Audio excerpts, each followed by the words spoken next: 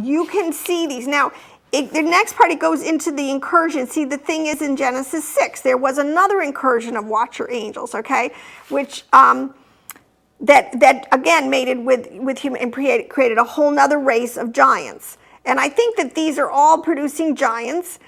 Cain, I think in my other thing I want to tell you, I'm up at the point, this stuff is always worthwhile. That's why when you go over to Maya, to the Americas, north and south, you find so many ancient cultures that are kind of Canaanite in their practices, ritual, tons of blood sacrifice, and very hierarchical in a very overlording kind of way. And a lot of these things, I did a teaching, I don't remember what number it is, about Cane City, and there's even more of it today. Mexico City, it's an original name. One of its very earliest names was City of Enoch. Okay, so it's Enoch's, because Cain had his first son was named Enoch, and he built him a city. I think these people were just so,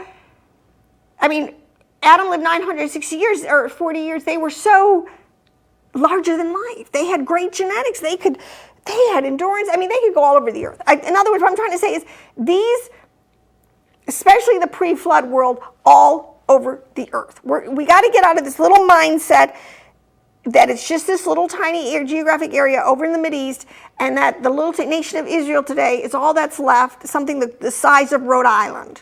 Okay? My God, no, it's the whole earth is the Lord's and the fullness thereof. Okay, but it talks here about he brought forth after this thing, there was cows and bullocks, but also after these women got pregnant by these, the stars, because stars also represent angelic hosts, okay? So you talks about stars that fell from heaven and intermingled, and they created elephants, camels, and asses. And these are three, if you look at unclean animals, okay? So they're unclean because they are hybrid. These are Nephilim, these are giants, these are problem races, okay? So you go on, you keep going. Then it talks in here, some of these code words too, like about white men. And again, I raised my eyes to heaven and saw in the vision, and behold, there came from heaven those who were like white men. But this is what's so flipped on its. So the humans are considered represented as animals. Angels, good angels, like high level angels, are like white men. Meaning in white, not like race, white like in total purity and righteousness. So these are God's archangels, okay? There's a whole bunch of stuff going on in the heavenlies, on the earth. These are the times of chaos, okay? Like I said. All right, so then we can keep going down, and it talks about, this is the whole thing with Enoch was told the judgment that was going to come on these elephants, camels, and asses, and how they were basically going to murder each other off the face of the earth as part of a judgment for even being there in the first place. Then in chapter 89, it talks about one of those four went to the white bullock, who is Noah. Okay, at this point now Noah comes on the scene. He's another white bullock. Okay, white is in pure, is in righteous. We know he was of the righteous seed line. Okay, and then it goes back down to he went through the judgment. The bullocks were destroyed. Well, they were destroyed in water. The elephants, camels, and asses, what was left, and all this stuff was destroyed in water. Okay, but now one of the things that's also mentioned here is because these are animals.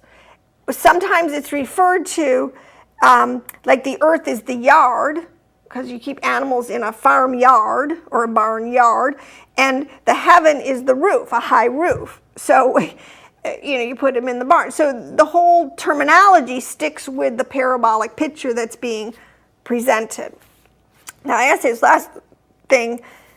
Okay, as we're going to get into Joseph here. Then we're getting into the whole story of Abraham. We're getting into the story of Isaac and Ishmael, the 12 tribes, Joseph in Egypt, and Moses and Aaron in chapter 90 is the longest one. It goes on forever. It tells everything.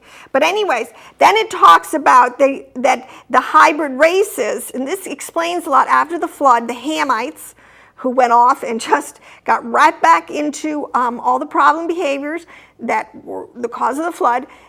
Japheth kind of flip-flopped. Sometimes he was in the tents of Ham, but sometimes he was in the tents of sometimes he was in the tents of Ham, and sometimes he was in the tents of Shem, okay? They brought forth animals of the desert and birds, and there arose from them a great diversity of kinds. You had lions and panthers and dogs and wolves and hyenas and wild boars and foxes and squirrels and hogs and falcons and vultures and buzzards, eagles, herons, and among them was born a white bullock. And that's Abraham again. But this is all these things are unclean animals. Again, this is the whole hybridization of the human race that kept going on under Nimrod and under Ham, and it's setting up the whole Mitzrayim kingdom of Egypt and the whole Babylonian system and the whole Ethiopian system under Ham. So you had, I think, Nimrod was in Babylon. I think you could say that Ham was sort of down in Africa and in Ethiopia, and Mitzrayim, his son, and then he had Canaan, the other son, that was over in the quote-unquote promised land. He was really making flesh of all sorts of giants again and hybrids. This is in your text, your Bible text. This is in Enoch. This is in all the apocryphas and the apocalypses. And this is being uncovered today in research that people are finally doing, getting out of the box, not being shut down by the thought police. Oh, conspiracy. Well, you know what? There's people that are pushing through and getting to the truth. Okay, so we're going to keep going. I'm going to run out of time. I'm only going to get to the animal, probably apocalypses tonight, because I really want to start to unpack these, a lot of this language. So anyways, it gets all the way, but Ephraim, I mean, if you understand your two houses, okay, and the 10 tribes or the 12 tribes had banners, they all made, and they had animal. They were all given like sort of an animal. Again, this is the Sitra archetype principle. There are good animals, unclean animals, and there are clean animals. So you have some of these archetypes were given to Israel, but in a clean animal sense, and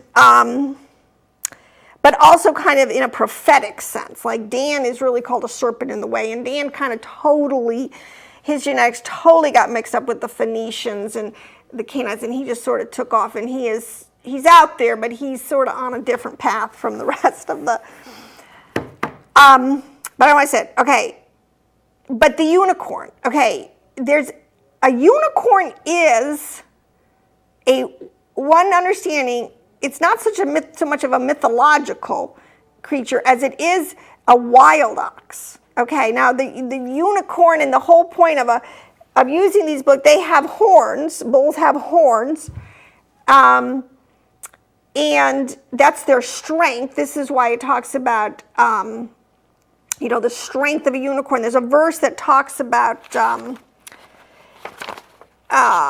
okay. Let me just try to find it, about Ephraim. Okay, whose emblem is a unicorn, okay, and he is called a wild ox. And there's a very important verse in Deuteronomy 33:17 that talks about him, that as a firstborn bullock. And this is even in your Bible. I mean, this is Deuteronomy 33:17, calling Joseph, who we know was of the righteous bloodline, a firstborn bullock. Okay, so the typology is following straight through. Nobody's confused, or none of these or it can be translated as an ox. And his glory, his strength was in his horns. These are like unicorns or wild oxes. And it says, he shall push the people to the ends of the earth. This is a huge prophetic, this is sort of what the 10 houses, their prophetic desert, what they were supposed to do. And actually, they've really done it by the time of the end of the age. And with the gospel going into all the earth, that's because this seed, and it's all of the earth. Again, I have to stress this more and more. These people were not cavemen or primitive, or the whole opposite. They were extremely sophisticated civilizations with cities and technologies and ability to move all over the place quickly. I mean, with boats and transport, all sorts of things, all right? But the emblem of Scotland is a unicorn, and most people understand the tribes, huge majority of the tribe did move up to the quote-unquote islands of the sea, Scotland, Ireland, and England. Okay, so sticking with all of that typology, okay? And it's right here around Abraham's time that these are beginning to be called, they're not having bullocks anymore, per se. They're having sheep, okay? And this sheep produced 12 sheep. So, but then gave the sheep to the wolves, and the sheep grew up among the wolves. So, and with it among the wolves, and increased and became many herds of sheep. So we have this whole idea of now proliferation of Abraham and his, as a white bullock, producing now sheep, which is still all in the cattle family. And then you get into Moses and into Aaron, and there's still sheep among wolves. And we get into more of the storyline, and it keeps going into the whole point of Moses and what he was doing, his story. We get into Joshua. Again, now it's a sheep instead of a bullock that became a man. What was Noah called? Let me just see. He was a white bullock who became a man. All right, and now when you get into a sheep which became a man, again, which became an angel, okay, which, I don't want to get too complicated, because remember I told you how men were the angels, the archangels, so it's kind of flipped on its side, okay. All right, anyways, let's get back into here now. I'm on 42, and again, and the dogs and the foxes and the wild boars began to devour the sheep until another sheep arose, a buck in their midst. So yeah, you're a pretty strong dude. I think this is David. He's the buck in the midst, and he led them. And he destroyed on all sides the dogs, the foxes, and the wild boars. And he opened the eyes of the sheep. Okay, so it's you just read this thing with a lot of this understanding, and the animal apocalypses are not so hidden. They begin to make sense. Okay, and you begin to understand how the prophets talked. Okay, and what they were imparting. And again, it goes on to dogs and foxes, wild beasts. And then they became the wild beasts of the field. If you wanted to just talk about all the unclean animals, they were just the wild beasts of the field. Then it gets into the northern kingdom, and it gets into the division and the dispersion to the Gentiles. Now, let me see if I can end with this part, all right? Because this is where I'll end tonight, going to this. Okay. There's something, I've done a lot of teachings on trees, okay, unpacking the parabolic trees. Trees are, okay, let me just say this too. And a lot of this you comes to Kabbalah, it comes to just reading and kind of cross-referencing how these prophets are using these words, and a lot of times they'll just come around and tell you. I forget what I was reading today, and it talked about how knowledge is the key. The keys to the kingdom is knowledge, okay? So you have knowledge, you understand. You can unlock this thing, you can understand. Enoch's not crazy. These aren't stupid books that we should throw away because, oh my gosh, she's talking about all these animals. This is actually high-level literature. It's very, you gotta have a pretty sharp mind to keep this kind of concept running through. Okay, but you get to this verse in 59. Okay, now this is at the time of the dispersion of the northern kingdom. And actually, we might have even had the southern kingdom too, because they really were within 200 years of each other. Well, maybe, okay. In verse 59, it says, and he called 70 shepherds.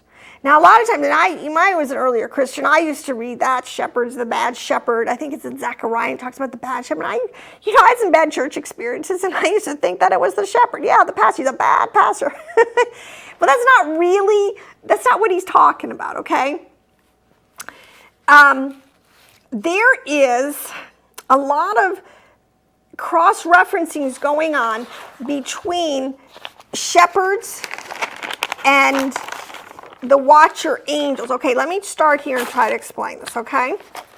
Because when he disperses the nation, the northern kingdom, into the Gentiles, so now they've just totally blown their whole birthright and everything, and it's over. It's a wash, and he says, I'm going to divorce you. I'm just going to send you out to the nations amongst all these asses or these, lions and tigers and wolves, lions and tigers and bears. Oh no. Maybe that is the people who wrote the golden, those Maybe they had a little more understanding. I think they did, actually. I think they had a little more esoteric knowledge and understanding. Okay. He calls 70 angels, and he tells them that they're being called to pasture the sheep. And he spoke to these shepherds and to their companions. He said, every single one of you shall now pasture the sheep, and everything I command you do. Okay, I want to make this point. These 70 are 70 watcher angels, okay? Now, how to explain this? And I've tried to explain, there's 10 heavens, there's a lot of layers of this thing, there's many classes of angels that do different things for God and have different abilities on different levels. You have powers, you have thrones, you have dominions, you have principalities, you have powers. A lot of those mean the same thing, but the point is, there is a story and I think it's with Abraham, and they're in the desert or something, and 70 palm trees. 70 is a very important number. There are 70 nations, especially in the book of Joshua, it really flushes it out much better. After the time of Peleg in Eber, there was a dispersion of the nations. God was really, they all had allotted parts of the world. They were supposed to go into their areas. They were supposed to, take the land given to them, and they were supposed to build their civilizations, their communities, their nations, quote, in these parts of the world. And it didn't happen that way. A lot of times there was so much infighting. Somebody liked other people's lands better, like the Canaanites, like the land that God wanted to give to Shem and his descendants, So there was a little fight over that. But by and large, palm trees represents a class, an angelic order that was put over the 70 nations, okay? One nation God reserved for himself. This is what's interesting in the story. And he put his angel, Michael, over that. And that's the Israelites. Their angel is Michael. But the other nations have, and I think this is where you get into this whole idea of tutelary, I don't know what the word is, deities. And this is why in the ancient world, they were worshiping these other gods, because they all of a sudden, they thought that these other watcher angels were their gods. And these gods loved it. I mean, this is the whole story, especially when you get into, and we're offering them sacrifices and doing their bidding. That's why you have so many different gods. You've got Moloch and Chemosh, and, they all have so many, because these nations had higher order, not the highest at all, as we're going to see, angelic angels over them, okay? So, and at this point, God called again 70 angels, 70 shepherds, and they're called shepherds, and they're called the bad shepherds, because they do a lousy job. Let me just read this part, because I'm going to have to, and he called 70 shepherds, and he put away these sheep, or he put these sheep under them, and he said, every single one of you now pasture the sheep and everything I command you to do. And I deliver them over to you according to number, and will tell you which of them shall be destroyed. So the wicked, this is where God is. He is the God. Vengeance is mine, saith the Lord. And he is over everybody, the nations, and he's over his people, the nations, and he calls the shots. And he gave those sheep over to them. And to another he called, and he said to him, watch now and see everything that the shepherds do concerning this sheep. I want you to keep. So God's got double books. Let me tell you what, nothing gets past him. For they will destroy more of them than I have commanded. And each superabundance and the destruction which the shepherds do to these write down. And how many they destroy by my command, and how many they destroy by their own will. This is so huge, and see, this is what we don't understand, what was going on in the ancient world. We need to understand this, okay? And write down separately each destruction by each shepherd. Keep a record, and according to the number recite before me how many they have destroyed by their own account, and how many were given them for destruction, and that this may be a testimony for me against them, that I may know every deed of the shepherds, to give them over, and may see what they do, whether they do my command, which I have commanded them or not. And they shall not know, and they're not going to know that I'm keeping the double books here. And thou shalt not let them know nor admonish them, but write down all the destruction of the shepherds, each one in its time, and lay everything before me. Now, this is the point. We're going to judge angels. This is where the root of this is. We're going to judge these angels along with and the saints are going to cry and say, they did a lousy job. They didn't protect us when the lions or the tigers besieged our city. They didn't protect us. See, this is so, and I can't do any more fleshing out than that. This is so interesting, and we need to understand this. Okay, so God is keeping track. This is the part of the judgment that's going to come. These watcher angels are going to be held accountable, and they are going to pay, and pay dearly for their not doing their job right. This puts the fear of God in you. If he's keeping double books on them, God, he's keeping books on you. He knows every hair in your head. He knows every thought, every action. I don't know. People just, okay. So we're getting into, keep going through this. I have to unpack this thing about the watcher, because see, this will explain too. These are called also another way, the kings of the earth, okay? This is sort of where you get a little bit of this divine right to rule thing, because these watcher angels set up themselves all over the world, and these are what were worshipped. These were, and they cohabitated with women, they created bloodlines, they had a kingship. This is what's so much in the mystery schools is all about. And I'll tell you, in the mystery schools on both sides, this is encoded. This understanding is there in your text if you know what you're reading.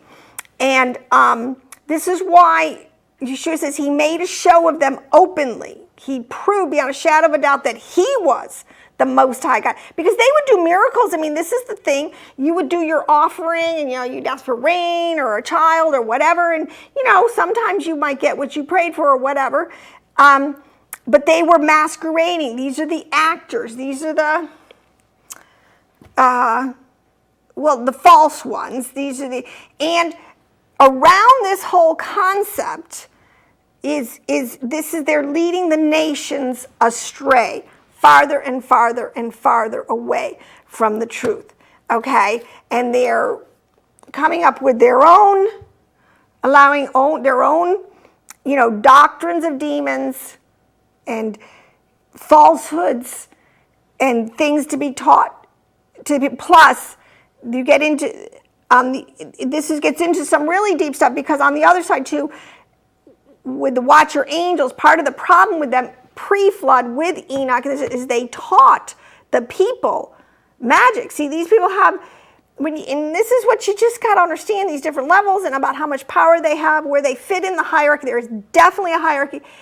But they taught the people a lot of stuff. So magic and sorcery and witchcraft, and the peoples were able to do some of this stuff on their own. This whole thing just proliferated and got out of control. So, I wanted to touch on that. You get into, you should just read this whole chapter. And I want to say one thing, or this whole little section it's called the animal apocalypses.